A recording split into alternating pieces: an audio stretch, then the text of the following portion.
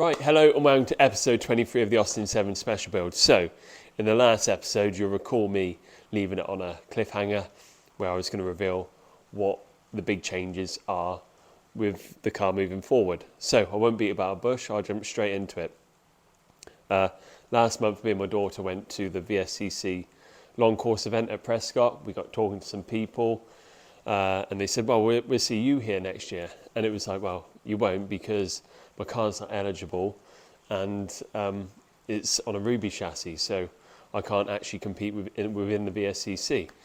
And they said, well, no, that's not the case. I was always led to believe that because it's on a Ruby chassis, a 35 Ruby chassis, that it doesn't comply with their regulations.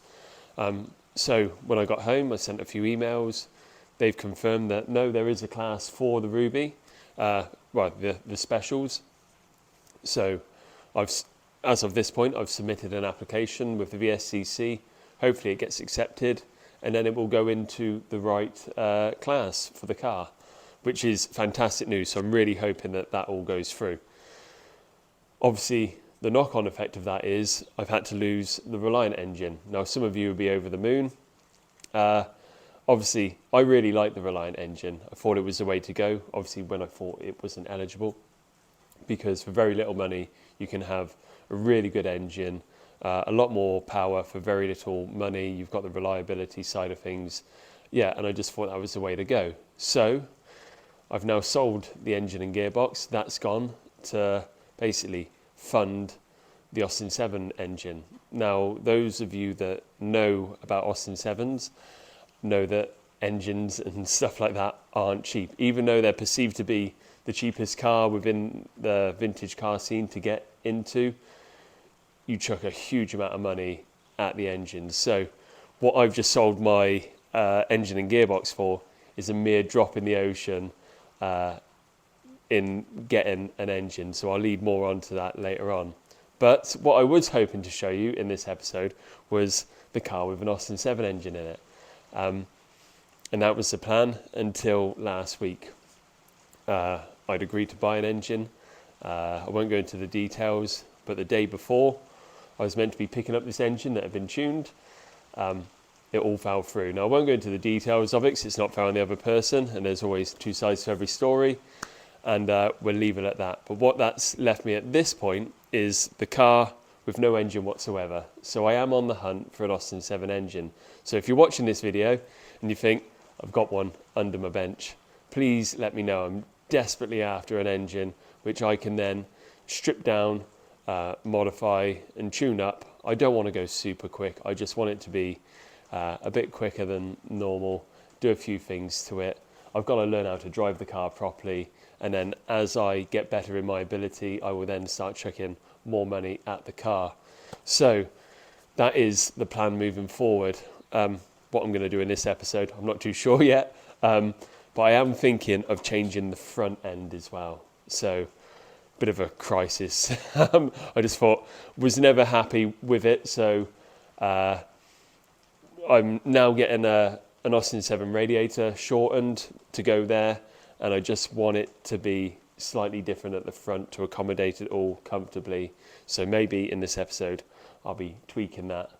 What it also has led, what I've had to do to make it eligible, I've had to chop everything that I've done to the chassis out and turn it back to standard, because I don't want to over modify the chassis. So you can modify the chassis as long as it's within keeping in this category, but I think some of the things I've done were too extreme, so I've spent the last few weekends reverting it all back to standard, apart from the stiffening of the chassis underneath. But yeah, it's quite disheartening chopping everything you've done out, and all them hours you can just see disappearing. But the goal is to compete at Prescott, well, within the whole Vscc events, if I can get the car eligible, but definitely go at Prescott, as that's my local track. So hopefully Project Prescott is back on the cards. I'd love that to be the case. So stay tuned, and I hope you enjoy the episode. Right, okay, so I'm going to have a go at changing the front end a little bit. I think it's the part of the car that really lets it down. I think I've got the back end absolutely spot on. And if I could reverse everywhere, I would. But the front of the car, I think it just lets it down a little bit. Now, there's a few reasons for this. When I made the car, or making the framework, I think I've made basically the front end a little bit too wide. And unless I start chopping away the framework and taking sections out and putting a V into the bonnet and bringing it all in, I don't think I'm going to get around that. And I don't want to do that just yet. So the only other option is to try and change the front end. Now, I've thought about how I can do this, and I've done a couple of samples. So I really like this radius, and I thought if I put that radius all the way round and along the bottom and kind of box it in, maybe that'll work, but it just looks quite stubby. It looks great on the single seaters because it's a very similar design. But on this, I think it just looks too boxy and doesn't match the rest of the car. I then started, adding more material, and I think I kind of went from one extreme to the other. And again, that was just barking up the wrong tree. So I thought, well, why don't I just try and use what I've got here and adapt it? So by adding a piece of material to what I've already got, I basically cut the wire out and shape up a piece of material, weld it all on. I'm going to have to really sort of shrink this in and get this down. But maybe I can adapt what I've already got rather than trying to fabricate something new. Another reason for this basically is because I'm having an Austin radiator that's being shortened for me at the moment. That's going to sit in front of this area here. And the knock-on effect of that is I want a single headlight in the middle here. And I don't have enough depth there to put the headlight. So I need to make this slightly longer so then I can get the headlight in position there. It's just everything seems to have like a knock-on effect. Obviously, you can't preempt these things. But like I said, hopefully by adding this material, ignore the pen at the moment. I don't think I'm going to be doing that. Not too sure yet, but obviously that's kind of like what Alfa Romeo did in period. I put these slots in. I think it's a really nice feature, but whether I add it to this, I don't know. Sometimes you can add too much to a car, and it might just look nicer, very simple, with the filler cap coming up through here. I think that'd be a nice touch, and maybe it won't need these little details like this. So that's what I'm going to do. I'm going to start shaping it up, and then when I grow a pair, I'm going to start cutting into my original cowl, and hopefully I don't mess that up.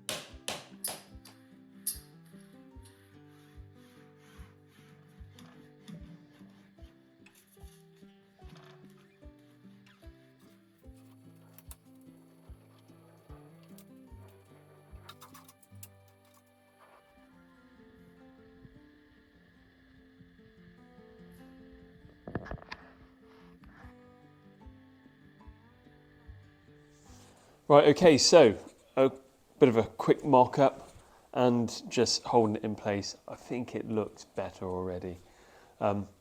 Really wish I'd done this at the beginning, and you can't see it, but up on my wall up there, I've got my wireframe, my original buck, and I designed it with a deeper return like this.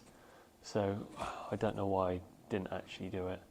But ignore the inch excess because that'll all come off. But I think another thing that's throwing the whole car off, and it might sound odd, but the 15-inch wheels, I don't know if you can see it like that, but the 15-inch wheels on this car just do not go together. They look bloody awful, if you ask me. The car looks so much better on 17s, and it just gives it a completely different stance. So when I have to stare at this front end and look at them little wheels like that with their modern tyres, it just doesn't go. I think it really throws it off, but I've got to look past that, and I just think, well, these are just for moving around the workshop for the time being. But moving back onto this, I think now that I know it's going to work, or I can make it work, should we say, what I'm going to do is unpick the wire, maybe unpick it, maybe just cut it off, I'm not too sure yet, whatever's quickest, and then go for it really, make another one of these and let's see how it turns out.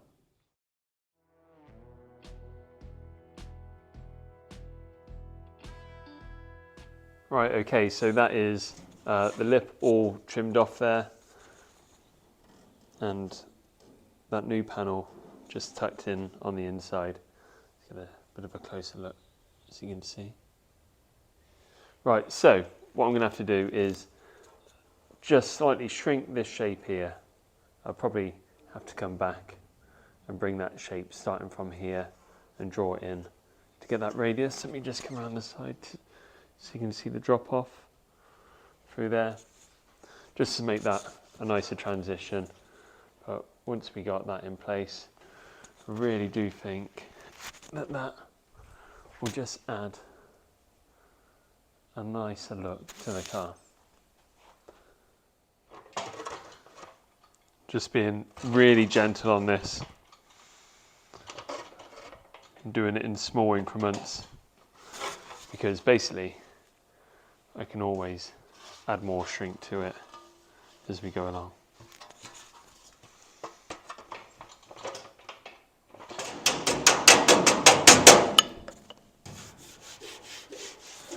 Always best to just use your hand, make sure it's not clammy. If it is, let's get a bit of dust on it, and just rub over, and it's the best indicator you got basically for finding your highs and lows. See, I know where I've pinched it up here, it's basically puckered or raised here, so I just need to just flatten it, lose it.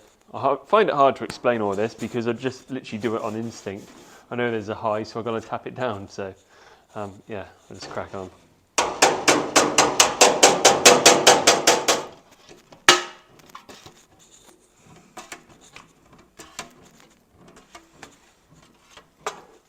Right, okay, so what we're going to do moving forward is basically make a pattern of this, replicate it on the other side. It should be a lot easier than going through all them processes beforehand, because I was literally just making it off the cuff, and this is what I've ended up with.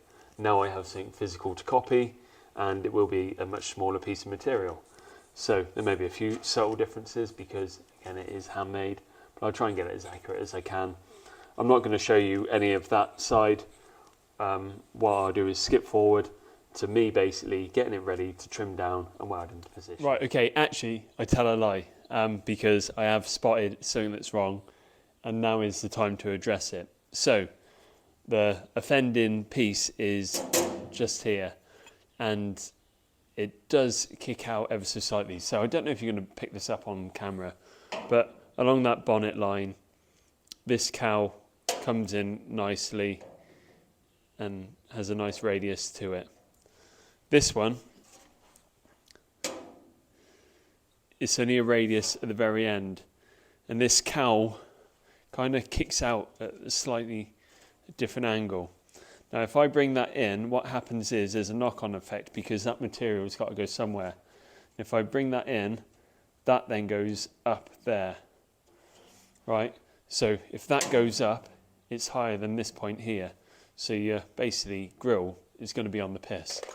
And I think the only way to really do that, I can shrink this, but that isn't going to be the result I'm after. What I'm going to have to do is cut through the front of the cowl, just bring that down ever so slightly, and I think that will sort out that angle change and that height change there. Again, it's just a bit of cutting and welding. I won't film it, but I thought I'd point it out, as that's what I'm going to have to do now before I then start the other piece.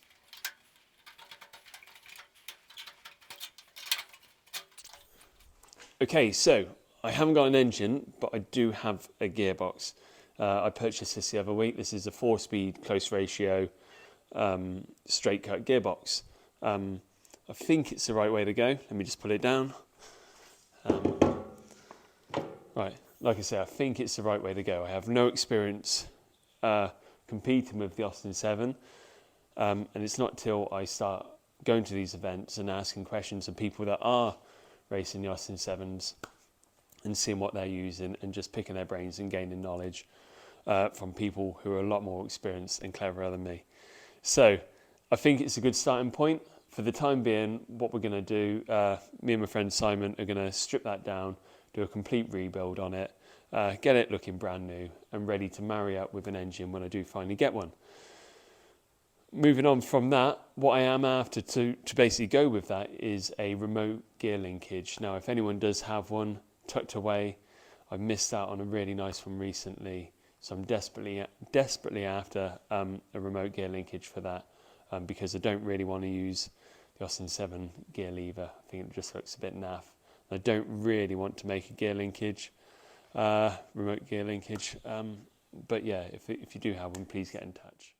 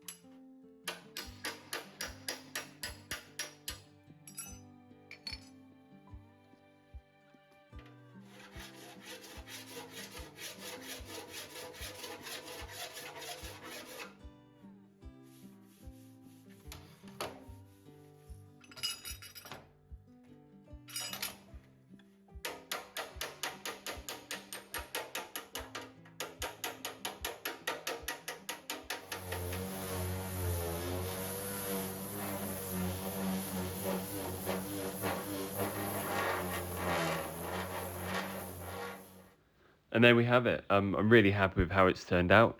I think extending the edges was the right decision to go down. It creates a more aggressive look, in my opinion, and yeah, it just finishes it off nicely. I wish I'd done this in the first place. Would have saved all this hassle.